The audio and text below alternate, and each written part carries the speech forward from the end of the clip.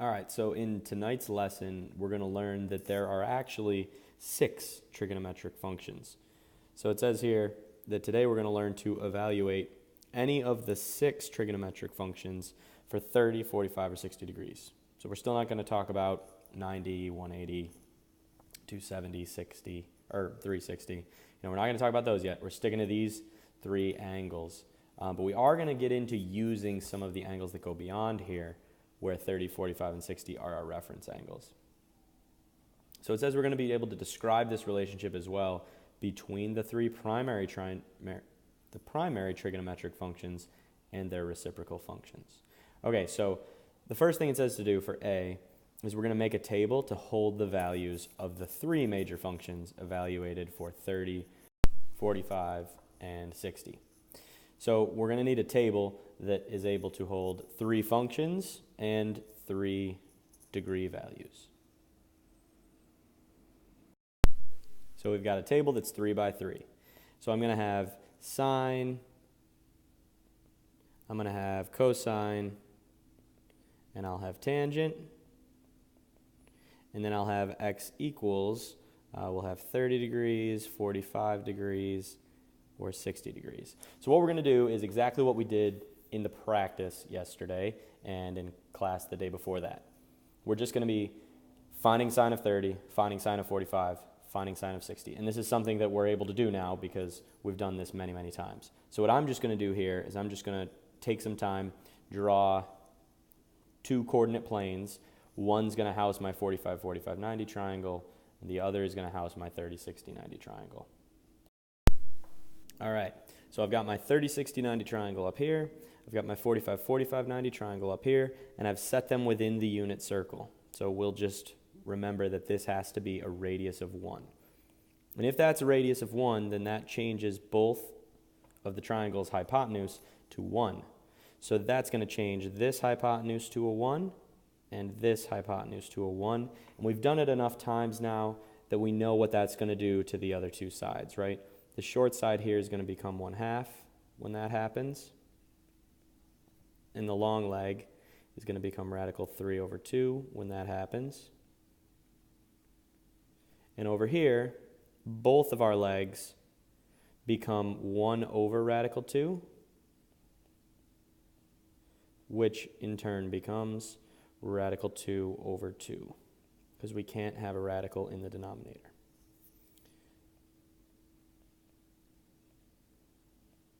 It's nice to have these triangles here because now we're just going to be able to quickly run through sine, cosine, tangent of each of these. So let's start off with sine.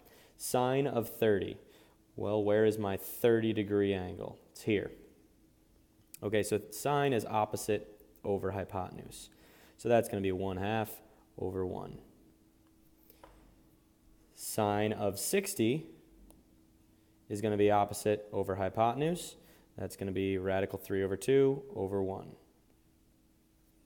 Let's do cosine. Cosine of 30 is going to be adjacent over hypotenuse. And cosine of 60 is adjacent over hypotenuse. So we're just filling in all these values. Sine and cosine are pretty easy too. Let's do sine of 45. Let's move over to this triangle. So this is a 45-degree angle, as is this, so it's not going to matter which I choose. Opposite over hypotenuse is going to be radical 2 over 2. And when we do cosine, it's going to be the same thing. Adjacent over hypotenuse, and since those side lengths are exactly the same, those are exactly the same measures. Now tangent is where it gets a little goofy. Tangent of 30 degrees. So that's going to be opposite over adjacent. Now we did a problem just like this in class the other day. We went through it all, and if you want to see all the math behind it, it's on the back of your notes. I think it's 5.2. But you'll see all the work here. This ends up coming out to be radical 3 over 3 because we have 1/2 divided by radical 3 over 2. We end up changing that around so that we multiply by the reciprocal, and through some cancellations and simplifications, that's what we get. If we're doing 60, that's a little different. I'll show the math to that one. Tangent of 60, there's my opposite side, that's my adjacent side. So that's going to end up being radical 3 over 2 divided by 1/2, which is the same as radical 3 over 2 times 2 over 1. And when I do that, I get 2 radical 3 over 2. Those cancel, radical 3. And the one that I haven't done is tangent of 45. So we're going to come over to this triangle. Opposite over adjacent is going to be radical 2 over 2 over radical 2 over 2. And that's just going to equal 1 because that's something being divided by itself. So we've just filled in a table for the major 3 trig functions and for the 3 major angular values that we've been using.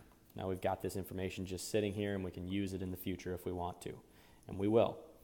So it says to calculate the reciprocal of each function in B evaluated for 30 degrees. So what is a reciprocal again? Well, the reciprocal of, and if you want to make a note of it, you should, reciprocal,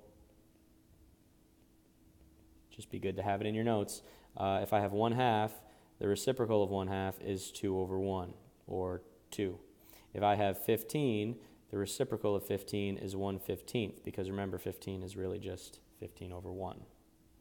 So if I'm going to calculate the reciprocal of each of these functions for 30 degrees, well, let's try sine first. Sine of 30's reciprocal is going to be 1 over sine of 30.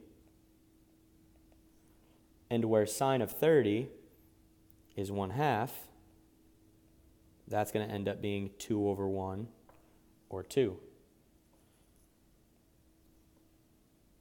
Okay, let's try it for cosine. Cosine of 30. Its reciprocal is 1 over cosine of 30. And cosine of 30 is radical 3 over 2. So its reciprocal is going to be 2 over radical 3, which we're definitely going to have to change because we can't have a radical in the denominator. So we get 2 radical 3 over 3.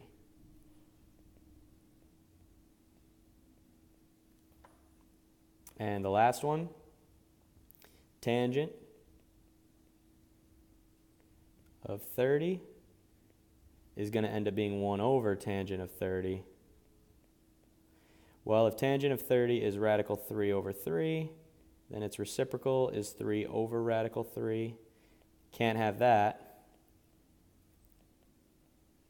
So we'll end up with 3 radical 3 over 3, or radical 3, which works out kind of nicely. So those are the reciprocal values. Now what we're going to see is there are 3 functions that actually represent those 3 reciprocal values. So we have 3 more trig functions that we're about to learn about. They are each just the reciprocal of sine, the reciprocal of cosine, and the reciprocal of tangent. That's all they are. So what I'm going to do is name those for you, and then I'll set up the table at the bottom. You guys will be able to fill in the table at the bottom because I've already done these 3 for you, and all you've got to do is find the reciprocal of these 6 values. So I think you'll be able to do that on your own. So first, let me name the functions for you. So 1 over sine has a name. We call this one cosecant.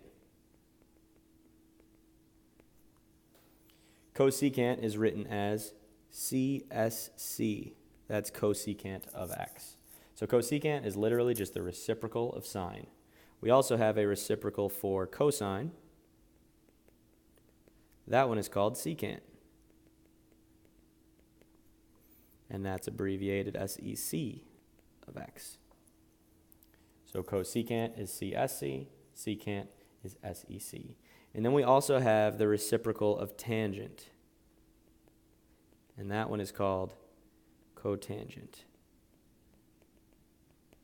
And that's abbreviated COT of x. So you guys will be able to do the rest of this. We'll make a table here. You guys can go through and fill in for your 30 degrees, your 45 degrees, and your 60 degrees what the values are of each of them, because you know that it's just the reciprocal of the originals. So use the table above, find the reciprocals, and remember that if you get any radicals in the denominators, you have to simplify them so that you don't have that. All right? In class, we're going to practice this, and we're going to use examples just like we did yesterday, but we're going to start mixing in secant, cosecant, and cotangent. So be sure to fill in the rest of this table, and I will see you guys on Monday.